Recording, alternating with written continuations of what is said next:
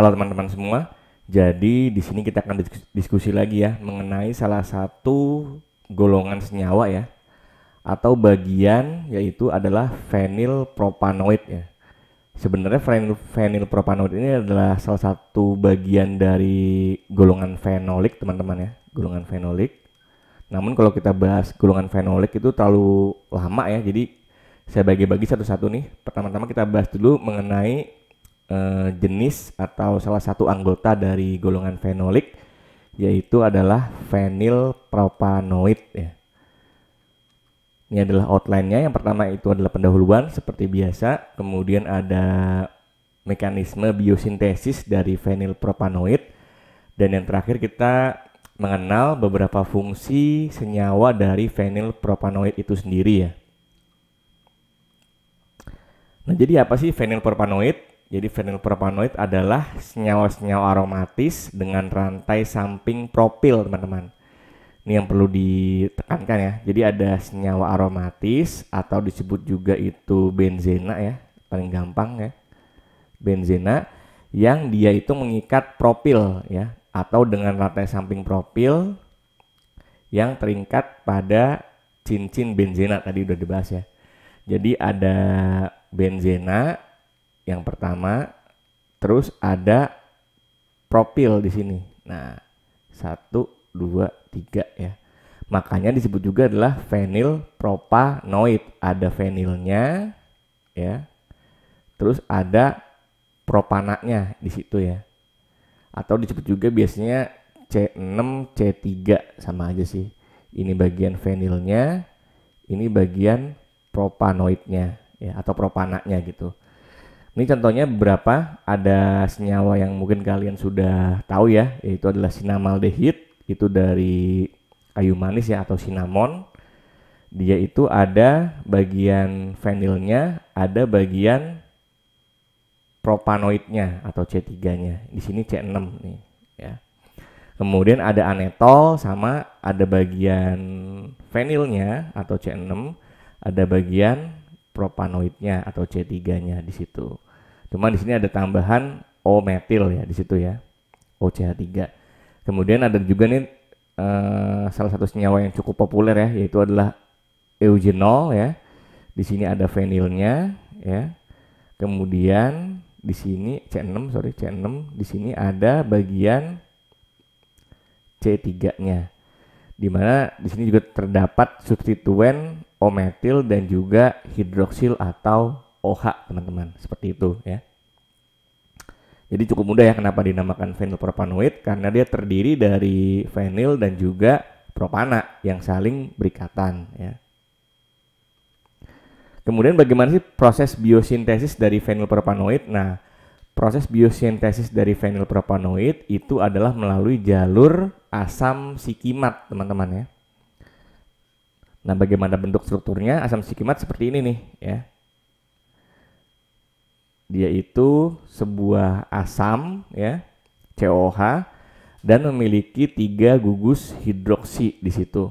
Nah, untuk jalur-jalur biosintesis sebenarnya ada beberapa, teman-teman ya. Ada jalur asetat, contohnya ada jalur sikimat, ada jalur asam evalonat maupun dari jalur asam amino ya. Nah, cuma untuk pembentukan dari fenilpropanoid itu sendiri itu melalui jalur asam sikimat ya. Jadi kalau sudah ada prekursornya nih, di sini ada asam sikimat, lalu dengan enzim fosfoenol pirufat dia itu membentuk korismat ya disebutnya di sini. Nah, baru dia berubah lagi menjadi prevenat ya, pakai F ya. Kemudian dari situ baru dia menjadi fenilalanin ya. Teman-teman pasti sudah paham juga nih, fenilalanin adalah suatu asam amino esensial ya, teman-teman ya. Asam amino esensial. Di sini fenilalanin itu dia berfungsi sebagai zat antara ya. Di mana nanti ketika terjadi proses deaminasi atau si NH2-nya ini hilang, maka dia akan berubah menjadi sinamat. Ya, sinamat ini merupakan suatu prekursor dari fenilpropanoid lain. Di sini contohnya nanti bisa menjadi sinamaldehid ya kalau dia direduksi nih tadi kan. Kemudian juga bisa menjadi asam kumarat, di situ sama aja ya. Jadi kalau dilihat dari proses biosintesisnya itu adalah melalui jalur asam sikimat, namun paling banyak dia itu prekursornya adalah nanti sinamat ya. Yang nanti di mana sinamat ini akan menjadi fenilpropanoid lain ya, tadi seperti sinamaldehid ataupun asam kumarat seperti itu. Nah, ini adalah fungsi atau kegunaan dari beberapa senyawaan fenilpropanoid ya. Di sini contoh ada sumber tanamannya, kemudian bagian apa yang digunakan dari tanaman tersebut, kemudian jumlah minyak ya. Kenapa jumlah minyak? Karena si senyawa fenilpropanoid ini seperti tadi sinamaldehid, eugenol itu adalah minyak yang dia volatil teman-teman ya. Makanya biasanya yang digunakan adalah bagian minyaknya gitu. Kemudian sebagian besar itu apa nih senyawaannya?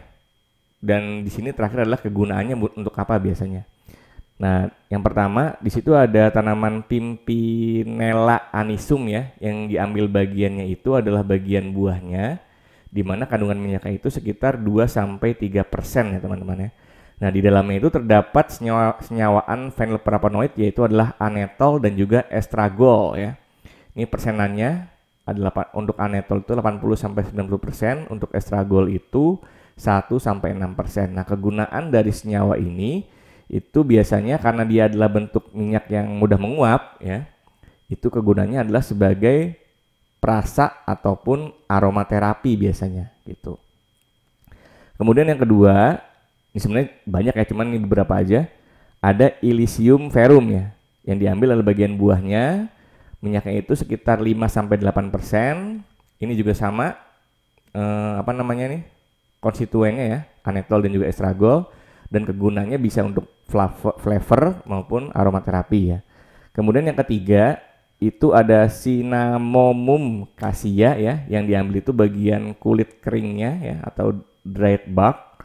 Kemudian kandungan minyaknya itu sekitar 1-2%. Nah, senyawaannya itu senyawaan fenilpropanoidnya ya, itu adalah sinamaldehid ya, teman-teman yang utama. Kemudian kegunaannya sebagai perasa atau flavor di situ. Terus yang keempat itu ada Cinnamomum zelanicum ya, yang diambil juga sama bagian kulit pohonnya. Terus kandungan minyaknya juga sama nih, mirip sama yang tadi, bukan mirip, sama sih sebenarnya.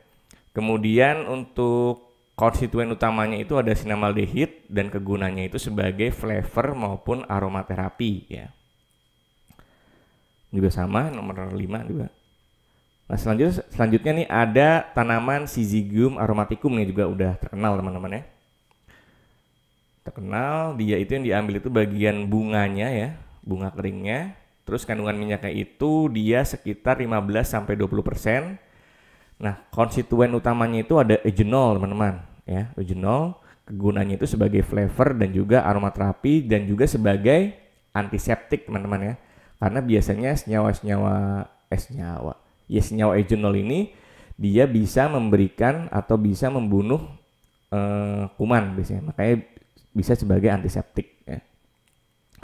Kemudian selanjutnya ada Phoenicum vulgare, itu yang diambil adalah bagian buahnya, kandungan minyaknya itu sekitar 2-5%. Ini adalah senyawa utamanya anetol teman-teman ya, kegunaannya sama nih sebagai flavor dan juga aromaterapi ya. Nah, kemudian ada Myristica fragrans yang diambil adalah bagian bijinya. Dia kandungan minyaknya itu sekitar 5-16%. Ini cukup banyak nih ya. Ada sabinen, ada pinen ya teman-teman ya di situ. Kemudian kegunaannya itu sebagai flavor dan juga aromaterapi. Kemudian terakhir itu adalah Gaultheria procumbens ya. Yang diambil itu bagian daun dan juga kulit pohonnya. Nah, itu kandungan minyaknya cukup kecil ya, sekitar 0,7-1,5%. Nah, konstituen utamanya adalah metil salisilat ya, di mana dia dapat digunakan juga sebagai flavor dan juga antiseptik teman-teman, seperti itu ya. Nah, ini adalah buku yang saya gunakan untuk pembuatan video dan juga diskusi kali ini ya. Oke, mungkin gitu ya teman-teman untuk pembahasan kali ini. Semoga materinya bermanfaat. Terima kasih.